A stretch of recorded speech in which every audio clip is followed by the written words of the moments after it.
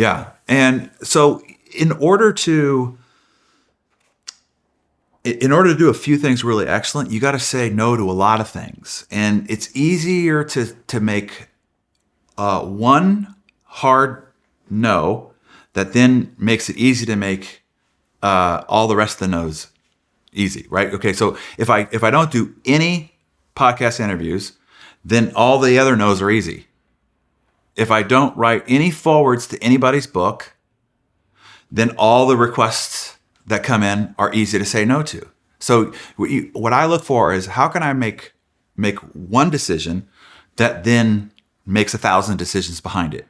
Did you figure that out, or did someone else have that that boundary, if you will, that you're like, okay, that's smart. They don't do forwards, so that's brilliant.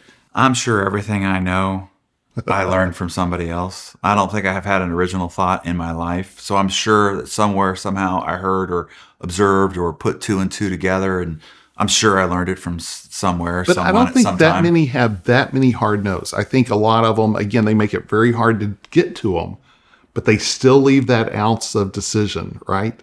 So you just draw on that line. And there's always, look, right, you're an exception to the rule, but you got to have some rules if you want to maintain, your focus and your flow.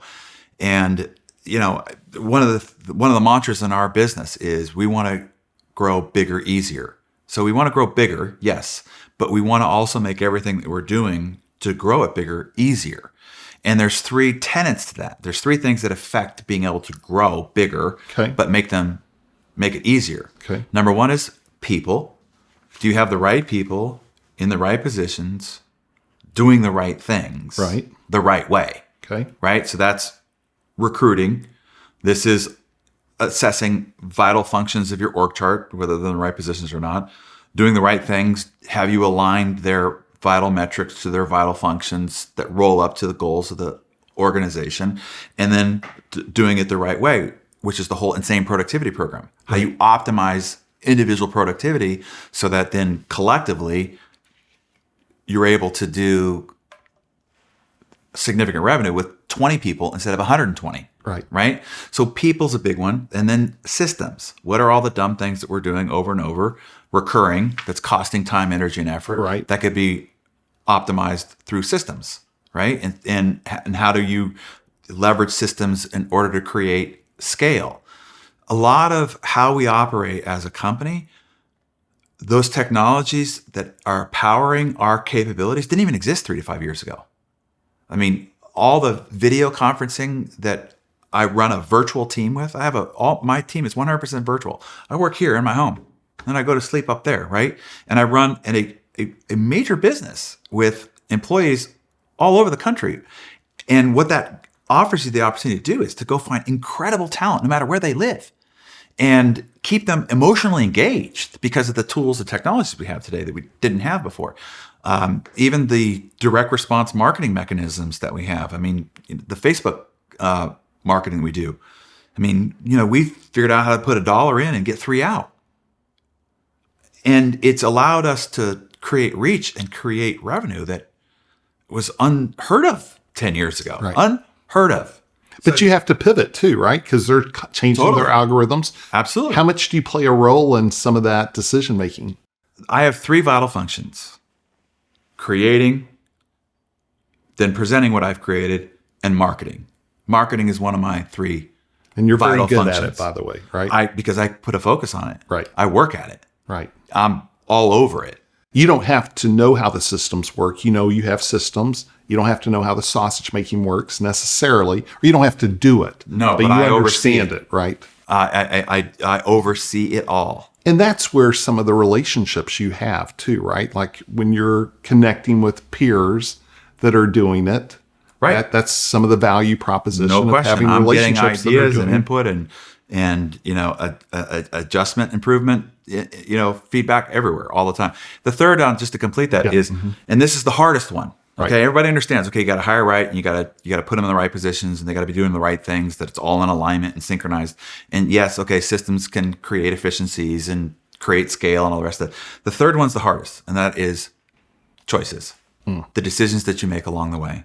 all those things that you say yes to means that it is also a no for something else. And you got to figure out what is the highest possible outcome for the allocation of your resources. And it's an analogy to this is that, and we've got it as it was our theme for last quarter was be the lion. And here's why. A mouse can go up to a lion and walk in front of it and so forth, and the lion will disregard it, even though it could kill the mouse and it would be nutrition. But if a lion, who's the greatest killing machine nature has invented, went around chasing and killing mice all day, it would eventually die of malnutrition. Okay. So that's the reason why a lion won't even pay it any attention. A lion can only sustain its life and its pride's life on antelope, big game. And it takes a tremendous amount more energy and effort to go and capture and kill an antelope than it does a mouse. But when captured, it will feed its pride for a month or for a week. Okay. So same thing in our lives. There are a lot of mice opportunities all around us all the time. And even if it provides a little bit of nutrition, a little bit of revenue, a little bit of reward, you will die of malnutrition over time. Same thing when it comes to these trivial, tasks and opportunities that people pursue. Even if it has a reward, it has some nutritional value, you will die of lack of productivity without even knowing it, even though you were busy running around hunting all day. Every capture didn't provide enough nutrition to sustain you over a longer haul. So the Be the Lion theme was only go after antelope, only big game, only big outcomes, big opportunities, things of high value. Jim would say, don't major in minors. Right. Spend major time on major projects, not major time on minor projects. And so many people spend major time on minor outcome opportunities. And so it's about constantly curating those choices to say, because every yes is a no to something else. Every yes you make. I said yes to this. We're going to take 3 hours. I'm saying no to how else I could have spent these 3 hours. So every yes, no matter what it is. So is it a mouse? Yes. Or is it an antelope? And if it's not an antelope, then it has to be no. Or you'll die, or your company will die of malnutrition. Wow, so powerful. So thinking about that, so we're peeling back the curtain a little bit. So that was powerful. I do think of, with you, there's like the mafia of different, industries. And so in the personal development industry, there's this group of people, they all kind of work together, and I won't go into names, but you've always kind of stayed outside that circle, but you learn from them. So you might network from a brainstorming, let's exchange ideas, but you've never wanted to owe people favors, right? So you build your own thing and you don't ask for a lot, and you don't have to give a lot. So talk a little bit about that. How much do people, because you hear about joint ventures and affiliate programs, do you have a philosophy about that? I do. But at the same time, you've learned, I'm sure, from peers, right? You exchange knowledge. Oh, yeah. But you're not necessarily trying to I'll learn from anybody, but not do joint ventures. business with anybody. Okay. Say that one more time. I'll learn from everybody, but not do business with anybody. Okay, got it. I don't want to be obligated to promote something I don't believe in. One of my superpowers is my ability to communicate, as you said. And the reason is that I can transmute how I feel through my words. And the person on the receiving end, whether on camera or in an audience, can feel it. So I can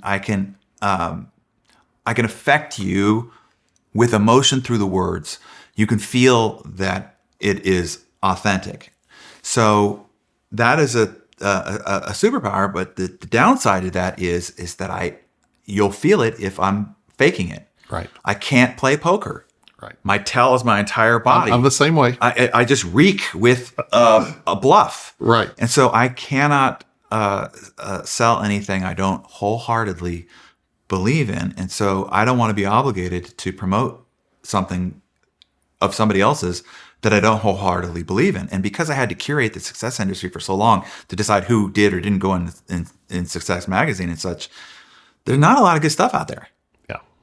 98% of it is a bunch of happy horse shit and hokey and a lot of charlatans, a lot of just people theorizing, regurgitating a bunch of crap, talking about stuff they've never done. So I don't have a whole lot of credibility for a lot of what's out there. So I don't want to be obligated to have to promote it, right. to endorse it. So again, it's one of those that it's just no, right? Yeah. So it's, I think, similar to the podcast. Your default answer is no. So that way it's not something you get asked 100. Right. Which is also, so no, I'm not going to promote your thing. So I'm obviously not going to ask you to promote mine. Right. Like that, the downside to that is that I can't ask you to do something that I won't do in reciprocation. Right. So I'm fine with that. Right. I'll do it on my own. And the key to make that work is you have to have great stuff, which you do. Right. If you have the ability to go do it yourself, just go do it. Right. It's easier. There's no drama. You don't got to deal with people's personalities and their expectations. And it just, to me, it's an easier way to live.